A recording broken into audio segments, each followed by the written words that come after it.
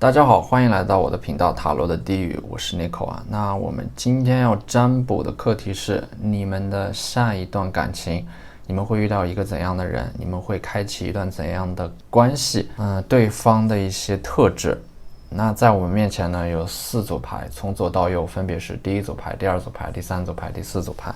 大家可以根据自己的直觉选择和你们连接最紧密的一组牌，稍后的话我会做出一个解读。那么大家在选牌的过程当中，可以在弹幕上打出领取好运，来领取你们的专属好运。好，那我们现在可以开始选牌了。大家好，欢迎来到第一组牌。首先第一组牌的第一张牌，天蝎座 Scorpio Transform。天蝎座的这种能量是很模糊的，是会变化的，是会很快速的变化的。所以说对于你们来说啊，对于你们的下一段感情，无论是对方还是你们自己啊，在一段感情当中啊，在前期的暧昧，在暧昧期的时候，你们的这种想法会变化的很快，你们两个人可能会不断的就是说彼此猜测、试探，那么这种关系它是被一点点推进的，可能还会有一些曲折，因为你们两个人都属于那种在感情当中会想很多的类型。你们在前期相处的时候，不会把自己真正的想法说出来，但是会关注彼此的一举一动。所以说你们在感情当中的想法变化的很快，其实本质上还是因为你们会缺乏一些安全感，你们很害怕亲密关系，或者说这种状态，这种恋爱的感觉会消失，你们害怕对方会离开你们，所以你们一定会先于对方做出行动。而第二张牌是第8宫啊，它代表的是 endings and beginnings， 结束和开始，也就是说你们两个人相遇的时机，它会是你们彻底结束了上一个周期，比如说上一个阶段的学业，告别了上一份工作，或者说彻底结束了上一段恋情，这都算是一个周期的结束。当你们彻底结束上一个周期，那么在进入下一个周期的过程当中，新的桃花它就会出现。而第3张牌是 Taurus I have 金牛座啊，下一段关系你们两个人其实还是彼此都会很认真，因为这种土象特质的土象能量，让你们两个人虽然说在一开始的时候会有一点曲折，但是一旦确定了彼此的想法之后，都会很认真的去维系这段关系，你们会一起规划彼此的未来。所以说你们的下一段感情两个人都是很现实的，你们会甚至有可能会有一些合作去创业啊，开展一个新的项目。你们两个人的结合实际上能够缓解自身的焦虑啊，因为你们两个人会一起对抗现实当中的那些不确定性，而且你们两个人的思维和三观还是比较接近的。那么第4张牌呢 Part of Fortune Increase， 就是说你们两个人的结合，它会给你们彼此都带来一些好运，事业上的机会和财运，就是说你们两个人在一起之后，运势会变得更旺。那么这一张圣杯5呢，可以看到其实你们在感情当中的话，情绪状态是很不稳定的，总是在极度乐观或者说极度悲观之下切换，这就是你们一个极度悲观的状态。那么圣杯5呢，你们在感情当中可能偶尔也会变得很悲观啊，缺乏安全感，也会情绪化。那么这张星币侍卫呢，就是说你们未来遇到的那个人啊，你们的下一段感情，对方会比你们情绪更加的稳定，而且他们也能够接住你们的情绪。那么从这张权杖10可以看到啊，之所以下一段关系能够缓解你们的焦虑啊，其实还是因为对方他是一个能力很强的，他能够分担你们现实生活中的一些压力和责任，所以说对方的出现能够让你们会变得轻松很多，无论是心理上还是现实当中啊，因为你们本身就很容易受到外部环境的影响而变得很焦虑。所以说在下一段关系当中，因为对方帮助你们分担了一些压力啊，所以说你们整个人是在下一段关系当中是更容易去感受到这种幸福的。那么这种关系呢，是成年人的信任啊，也是爱与亲密关系的基础。所以说在下一段关系当中，其实你并不是会盲目的乐观的认为对方永远不会伤害自己，而是说不管你如何对待我，我都信任我自己啊。所以说你们在下一段关系当中，其实也会成长很多，你们会变得更加的自信。而真正的幸福也是着眼于当下的美好，去忘掉过去的苦难，专注于当下的生活，去珍惜眼前的人。所以说，下一个人能够帮助你们忘掉上一个人。那么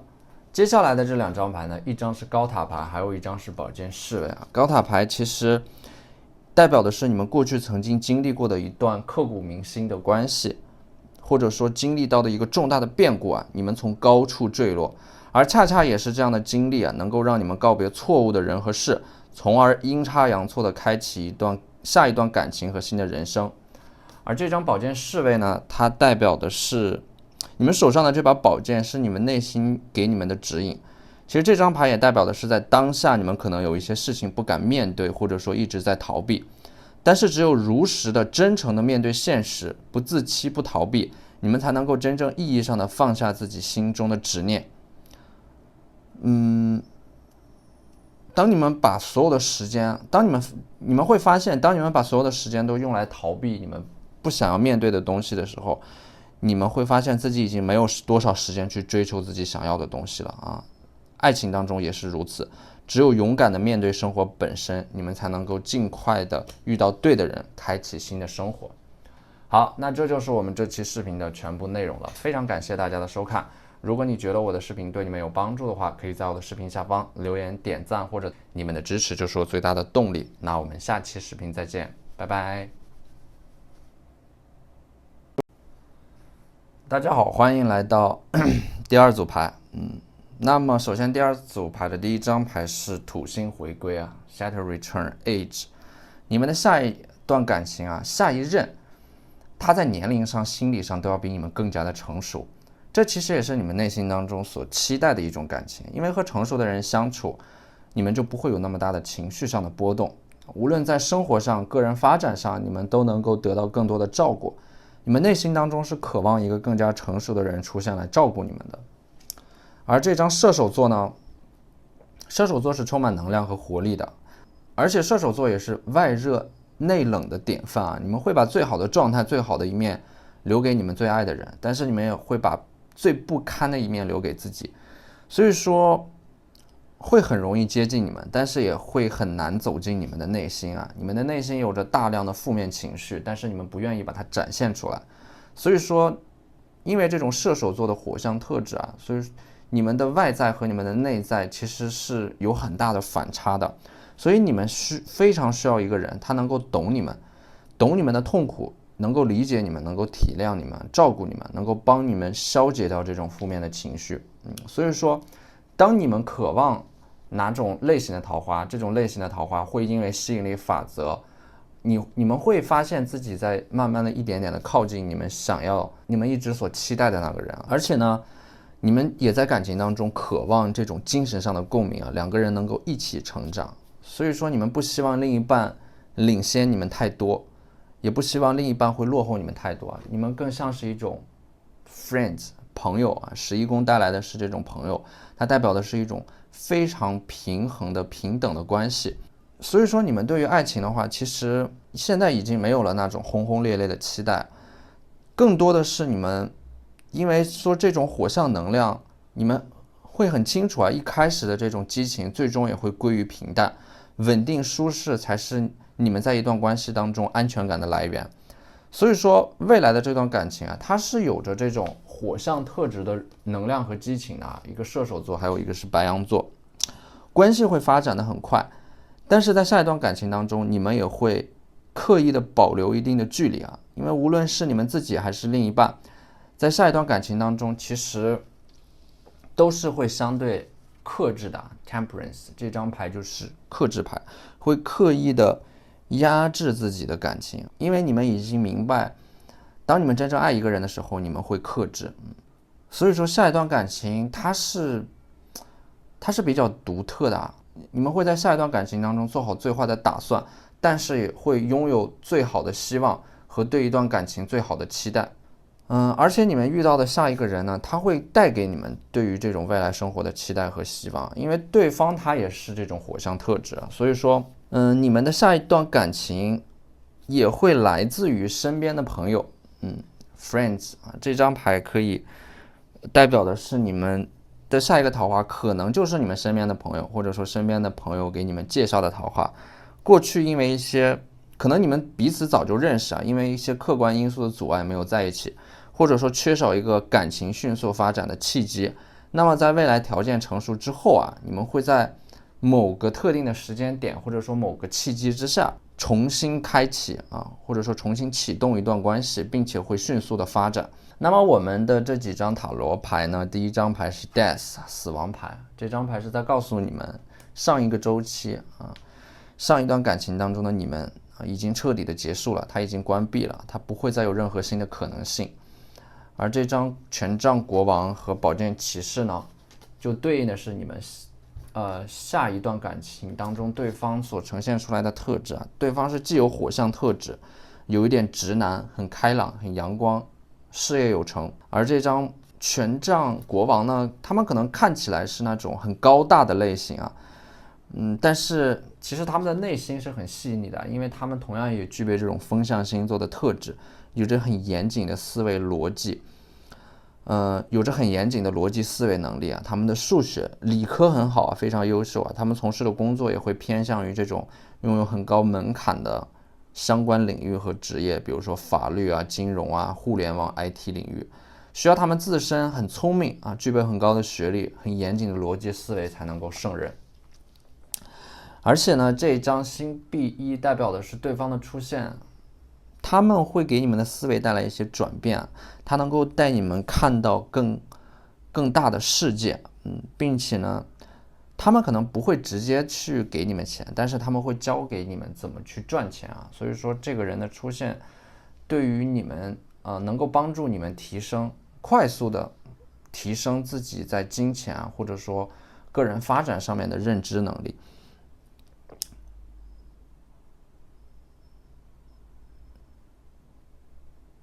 而且在下一段感情当中，我也能够看到你们的成长因为这张 Temperance 它代表的就是克制，喜欢才会放肆，但是真正的爱会克制，你们会克制自己的情绪化，站在对方的角度去思考问题，维护关系。下一段关系对你们来说同样也是一个人格成长的契机，对方的成熟是能够带给你们成长的。而且呢，这张圣杯3，你们的下一段关系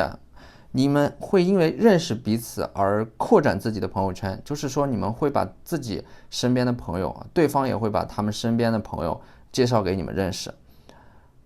所以说你们会认识到一些之前你们所接触不到的一些人下一段关系也能够让你们变得没有那么封闭了。好，那这就是我们这期视频的全部内容了，非常感谢大家的收看。如果我的视频对你们有帮助的话，可以在我的视频下方留言点，你们的支持就是我最大的动力。那我们下期视频再见，拜拜。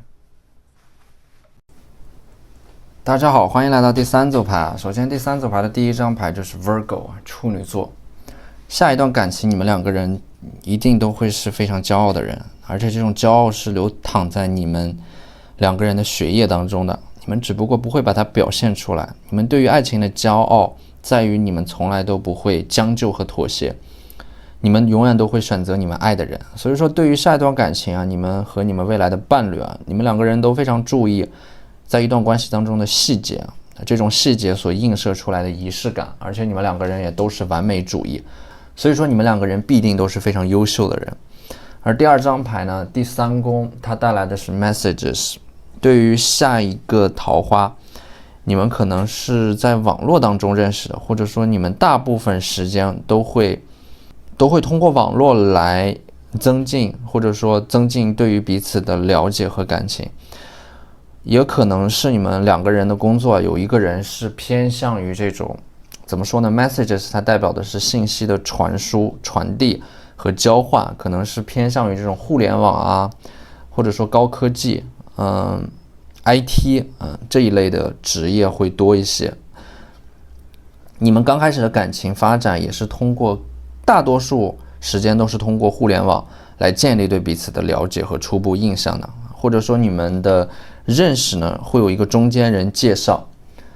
而第三张牌是 Yacht Destiny， 它代表的是一种命运的必然。爱情和命运是挂钩的，有的时候是命，有的时候是运，只有命和运结合起来的时候才能够产生爱情啊。所以说未来的这段感情它也是写在你们命运的剧本当中的。第4张牌是 Libra， 这种风象特质啊，你们的上一段感情是各方面的协调和平衡。你们过去的感情可能会因为某一个细节，对方所展现出来的特质，靠着激情和荷尔蒙就会爱上对方。但是下一段感情对于你们来说，方方面面都会取得一个平衡，你们会更加理智，也会更加综合的考量对方他们的各个方面有没有短板。下一段感情其实无论是你们自己还是你们遇到的那个人啊，其实你们两个人都是会很小心翼翼的，因为下一段感情它是一个恰到好处的平衡，两个人的爱不多也不少，这样相处起来才不会失去平衡。有的时候恰到好处的爱其实才是可遇而不可求的，因为这种爱它不会太满又不会太匮乏，它能够恰好满足你们的需求，但是又不会溢出来。那么这张星币女皇和圣杯骑士呢，你们是这个星币女皇，而对方的话更偏向于这种水象特质的圣杯骑士。下一段感情的你们实际上是会很慢热的，因为这个星币女皇你们会根据对方展示出来的诚意来决定自己在一段关系当中展示出多少的爱和真诚。所以说在下一段感情当中，你们会理智很多啊，你们不会一下子把自己所有的爱全部都掏出来，而是会一点点的去试探。那么星币女皇它代表的是隐秘、低调和含蓄啊，你们在一段关系当中其实并不是很擅长于表达自己的感受和需求，你们会默默的在一段关系当中用行动来表达自己的爱。在别人眼中你们有美好的感情啊，但是其实只有你们自己知道，你们在一段感情当中默默付出和承担了很多啊。在星币女皇的眼中，这种爱情是没有瑕疵的，你们对于感情有着很高的道德要求，你们的眼睛里面揉不得沙子，对于一些突破你们原则和底线的事情啊，你们也会一票否决掉。那对方的话，这个圣杯侍卫啊，它是一个很温柔很优雅的桃花，对方的出现也会让你们变得温柔，因为你们一直以来可能说因为你们的控制欲啊，或者说完美主义啊，让你们的事业心会很强，你们可能会就是说因为总是在忙于工作和学业啊，会和很多的美好擦肩而过。所以说这个人的出现，他会帮助你们重新发现一些生活当中的美好。那么我们抽到的这2张牌呢，宝剑5还有就是宝剑10啊，这2张牌呢代表的是你们下一段感情会面临到很多的挑战，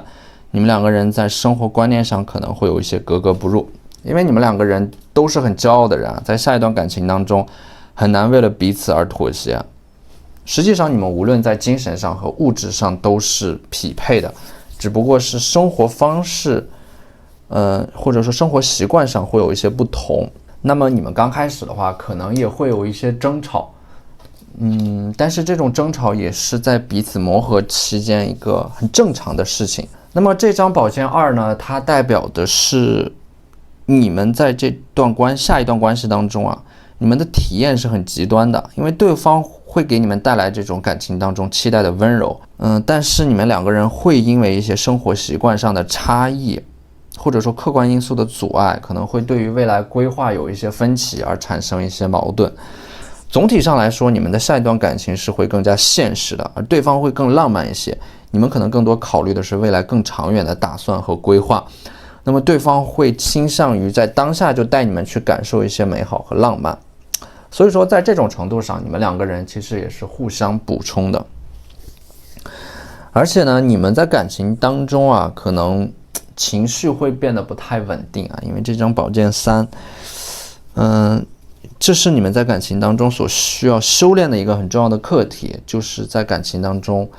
不会那么患得患失，并且下一段感情呢，对于你们来说，其实这张宝剑2也代表的是你们会在人生的十字路口上开启下一段感情，并且你们会决定，就是说这个圣杯骑士是有可能和你们有一段这种深度绑定的联系的，也就是说你们会决定是否要和这个圣杯骑士发展一段非常长期的关系，甚至是走入到婚姻当中。当然，这个决定和选择的权利是在你们手中的。好，那这就是我们这期视频的全部内容了。非常感谢大家的收看。如果你觉得我的视频对你们有帮助的话，可以在我的视频下方留言点赞，或者你们的支持就是我最大的动力。那我们下期视频再见，拜拜。大家好，欢迎来到第4组牌。首先呢，第4组牌的第一张牌，我们抽到的是一个水瓶座啊，它是一种风象特质，风象属性它本身就是有一种克制的。所以说你们在下一段感情当中啊，遇到的这个人一定是一个你们很喜欢的人，但是你们又会刻意的不把自己的喜欢表现出来。你们在彼此刚开始认识的时候，其实对方根本无法察觉到你们的好感。这就是你们处理感情或者说对待自己喜欢的人的一种很独特的方式。你们反而遇到一个很喜欢的人，你们会把自己的感情或者说对对方的好感藏起来，在确认关系之前也会无比的纠结。在一开始你们彼此了解的阶段啊，你们可能会表现的完全不像自己啊，因为你们害怕关系太近了会放大自己的缺点，但是太远又会让彼此变得陌生。你们可以把生活处理得井井有条，但是在感情上其实对你们来说永远都是一笔糊涂账。第二张牌是第4宫啊 ，First House Roots， 它带来的是一种归属感和安全感。你们在下一段感情当中，对方会带给你们一些感受。你们在下一段感情当中是能够被肯定的，能够被坚定的选择。只要你们能够被别人所肯定啊，你们就会在一段关系当中拥有这种存在感和归属感。其实你们一直都渴望用爱来证明自己啊，证明自己是值得被爱、值得爱的。所以说你们在关系当中非常需要对方来肯定你们。只要你们能够在关系当中看到这一点，你们就有勇气一直走下去。而第10宫呢，它是世界宫啊，代表的是社会地位啊，你们的事业，象征的是你们的个人成就。那么说明你们未来的事业成就和感情是息息相关的。如果说你们现在把所有的重心都放在工作上，也是没错的，因为你们在爱情之外能拥有多少，决定了你们能够拥有多少爱情。而第4张牌啊，风象特质，也是一个风象特质，双子座。Gemini， 一开始你们在和对方接触的时候，其实因为对方他也是这种风象星座啊，你们会很难猜到他心里到底在想什么，他们会把自己藏得很深，很少会有人知道他们的感情动态，无论是在一起还是分手，他们都很少会把自己的感情动态公布出来。而且对方的这种双子座的特质啊，让他们对于某类事物或者说某种很小众的爱好有着很强烈的热情啊，他们喜欢收集，喜欢达成某种成就给他们的快感。对方的这种特质呢，让他们在现实生活当中去非常乐于挑战自己的极限，他们不喜欢待在同一个地方，他们喜欢不断的去尝试新的生活的方式，他们喜欢自由，或者说他们的出现也会给你们带来更多的自由，他们会带你们看到一个更大的世界。那么我们可以从这张权杖侍卫看到啊，就是说你们下一个遇到的这个人呢，他们是思维很活跃的，很开阔，随时随地都会蹦出来一个新的想法。包括这张圣杯4也是啊，他们随时都有可能有新的奇思妙想，他们能够带你们去体验一些你们未曾体验过的东西。那么在下一段关系当中呢，你们其实就会变得非常的温柔啊，包括这张月亮牌，还有就是这个力量牌。力量牌的话，也代表的是你们会永远臣服于温柔，你们在温柔面前也会变得更加的温柔。下一段关系能够明显的感觉到，它会让你们变得没有那么焦虑，让你们变得更加从容，更加优雅，因为你们知道自己是被爱着的，被牵挂着的。而这张吊人牌呢，这张吊人牌是你们当下的状态，可能你们现在被一些事情所拖累，或者说被困在了某个地方。那么其实这个吊人牌，你们手上的这个绳子，其实你们有能力啊，随时有能力去挣脱这种束缚和限制。当你们挣脱了这种束缚和限制之后，你们的感情运势才会发生一些转变。那么最后这张权杖七可以看到啊，这个人他在努力的去对抗一些挑战或者说问题啊，努力尝试着去解决一些问题。所以说从这张牌我可以看到的是，在你们遇到了这个人之后啊，他可能在很多问题上面是很有担当的，很有责任感的，他们会站在你们的前面啊，去帮助你们解决一些问题，或者说他们会帮助你们抵挡一些来自于生活带给你们的这种挑战啊，或者说生活的这种挣扎啊，他会帮助你们承担一部分。对方的话，其实从牌面上来看，他们更像是一个你们的避风港，能够保护你们的避风港这样的一个角色。而且呢，对方的出现会加速你们走向独立，因为现在的你们其实一直都是不自由的，可能是被周围的环境或者说被周围的人推着向前走的，你们会时不时的迷失掉自我，因为你们走得太远啊，而会忘记自己当初为什么而出发。所以说下一个人的出现会能够某种程度上帮助你们摆脱当下的这种困境或者说迷茫的状态。而且与风象特质的人相处啊，一定要给予他足够的空间。这是你们两个人下一段感情相处的过程当中，塔罗给你们的建议，让对方能够自由的思考，自由的做决定啊，因为它是一个风象特质和风象属性，他们在一段关系当中也是需要感受到这种自由的。无论你和他的关系有多么亲近，都不要试图去改变他。要记住，手握得再紧也抓不住内心向往自由的人。所以说，当你在一段关系当中去给予一定的自由的时候啊，你们两个人的关系反而能够更加长久。好，那这就是我们这期视频的全部内容了，非常感谢大家的收看。如果你觉得我的视频对你们有帮助的话，可以在我的视频下方留言点赞，或者你们的支持就是我最大的动力。那我们下期视频再见，拜拜。